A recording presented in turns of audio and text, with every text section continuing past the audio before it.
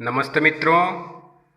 आज हम लोग पहले छोटी सी कथा सुनेंगे।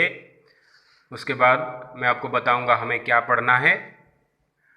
अभी अभी लॉकडाउन चल रहा था तब भारत सरकार ने दूरदर्शन पर जो रामायण और महाभारत प्रसारित किया था। मुझे भी विश्वास है आप सभी लोगों ने देखा ही होगा। तो उसी महाभारत के अनुसार महाभारत हमें 3 संदेश सबसे पहले देती है। यूँ तो बहुत सारा संदेश देता है, पर सबसे मुख्य जो मेरे नज़र से है, सबसे पहला है पदवी कर्म या योग्यता के अनुसार मिलना चाहिए, न कि अलग कारणों से। इसको थोड़ा विस्तार करते हैं। जैसे कि किसी को अगर कोई नौकरी मिल रहा है या पदवी मिल रहा है, ऑफिसर बन रहा है, मंत्री बन रहा है, तो उसको उसके योग्यता के आधार पर, उसके अच्छे कर्मों के आधार पर मिलना चाहिए, ना कि वो इसका बेटा है, उसका बेटा है, वो उस वंश में जन्म हुआ है, इस कारण से नहीं मिलना चाहिए।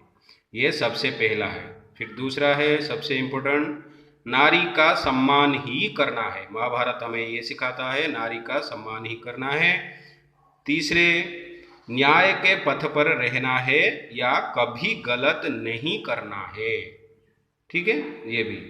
और जो हमारा सबसे मुख्य उपाय है, जो मुख्य नीति है, जो सिखाता है, जहाँ तक हो सके युद्ध व हिंसा को रोकने का प्रयास करना है।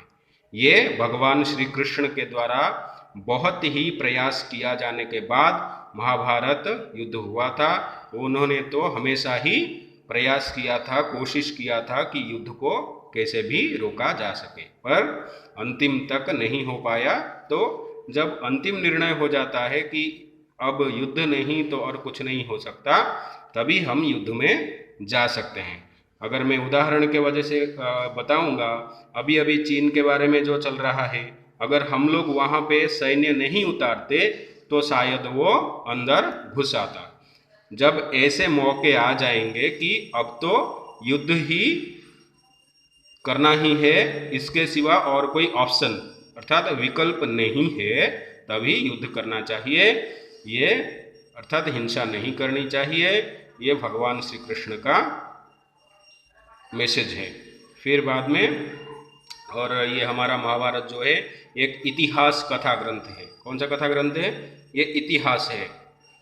ये इसका अवशेष हमारे भारत में नहीं, बल्कि बहुत सारे भारतेतर, भारत से दूसरे जगहों में भी मिलता रहता है। ओके। फिर ये महाभारत को लिखा किसने है? महाभारत को लिखे हैं भगवान वेद व्यास जी। वो एक सेज हैं, सेज मतलब ऋषि मुनि, ठीक है, उन्होंने लिखा है। लेखक या रचयिता आप लोग भी कर सकते हैं। लेखक वेद व्यास, उनका पूरा नाम है श्री कृष्णद्वैपायन वेद व्यास महर्षि। ओके, वेद व्यास। और उन्होंने कहा था, उन्होंने बोला था, और गणेश जी ने लिखा था। ठीक है, तो मित्रों अब हम चलेंगे आज अपना दूसरा जो पुस्तक है महाभारत कथा, उसमें देखते हैं कैसे कैसे वो हमें कौन सी नीतियाँ सिखाती है, कौन से उपदेश देते हैं, हम लोग कैसे उसके ऊपर उसको पढ़ के हमारे भारत इतिहास को जानकर कैसे हम लोग अच्छा बन सकते हैं। ठीक है, तो शुरू करते हैं महाभारत कथा। ओके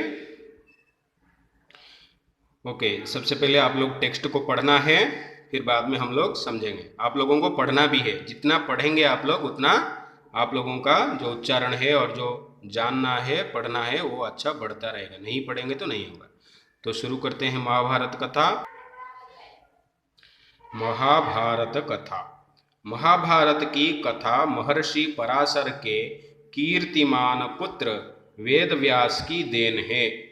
व्यास जी ने महाभारत की यह कथा सबसे पहले अपने पुत्र शुकदेव को कंठस्थ कराई थी और बाद में अपने दूसरे शिष्यों को मानव जाति में महाभारत की कथा का प्रसार महर्षि वैशंपायन के द्वारा हुआ। वैशंपायन व्यास जी के प्रमुख शिष्य थे। ऐसा माना जाता है कि महाराजा परीक्षित के पुत्र जन्मेजय ने एक बड़ा यज्ञ किया।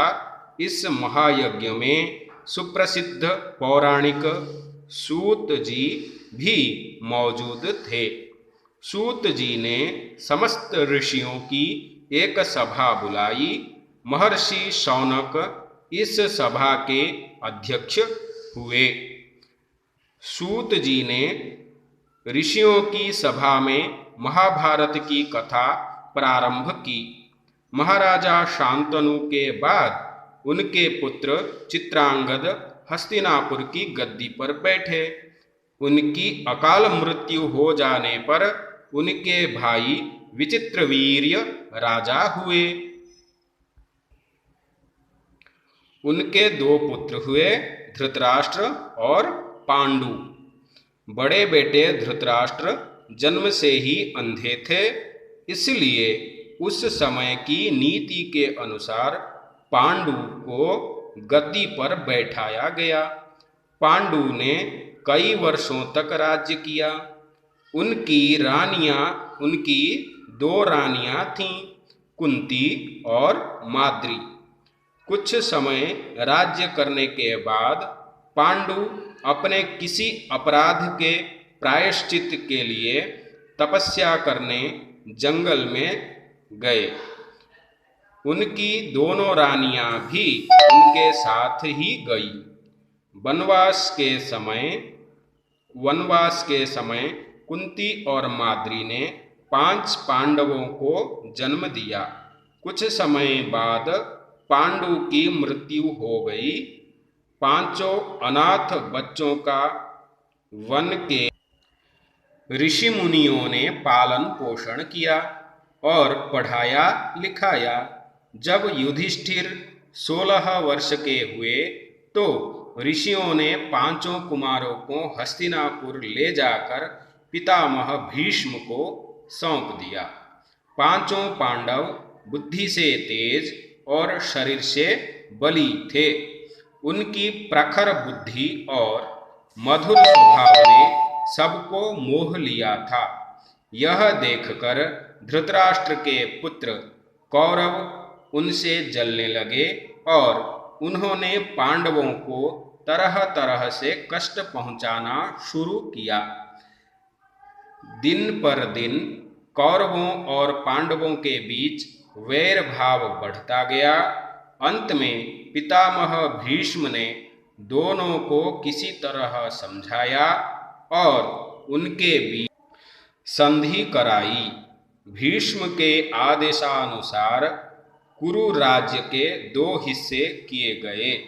कौरव हस्तिनापुर में ही राज करते रहे और पांडव को एक अलग राज्य दे दिया गया, जो आगे चलकर इंद्रप्रस्थ के नाम से मशहूर हुआ। इस प्रकार कुछ दिन शांति रही। उन दिनों राजा लोगों में चौसर खेलने का आम रिवाज था। राज्य तक की बाजियां लगा दी जाती थीं। इस रिवाज के मुताबिक एक बार पांडवों और कौरवों ने चौपड़ खेला। कौरवों की तरफ से कुटिल शकुनी खेला। उसने युधिष्ठिर को हरा दिया। इसके फलस्वरूप पांडवों का राज्य छिन गया और उनको 13 वर्ष का वनवास भोगना पड़ा। उसमें एक शर्त यह भी थी कि 12 वर्ष के वनवास के बाद 1 वर्ष अज्ञातवास करना होगा। उसके बाद उनका राज्य उन्हें लौटा दिया जाएगा। द्रौपदी के साथ 5 पांडव 12 वर्ष वनवास और 1 वर्ष अज्ञातवास में बिताकर वापस लौटे, पर लालची दुर्योधन ने लिया हुआ राज्य वापस देने से इनकार कर दिया। अतः पांडवों को अपने राज्य के लिए लड़ना पड़ा। युद्ध में सारे कौरव मारे गए। तब पांडव उस विशाल साम्राज्य के स्वामी हुए। इसके बाद 36 वर्ष तक पांडवों ने राज्य किया और फिर अपने पोते परीक्षित को राज्य देकर द्रौपदी के साथ तपस्या करने हिमालय चले गए। संक्षेप में यही महाभारत की कथा है। ओके डियर चिल्ड्रेन, ये शॉर्ट स्टोरी था, महाभारत की। अब हम लोग विस्तार रूप से पढ़ेंगे। आप लोग पहले इसको अच्छे से पढ़ना है, मैं जैसे पढ़ा है। उसके बाद आप लोग जब मुझे यस करेंगे सर हम लोगों ने कंप्लीट कर लिया, तब मैं दूसरा वीडियो भेजूंगा, ठीक है। उसके बाद फिर हम लोग समझेंगे।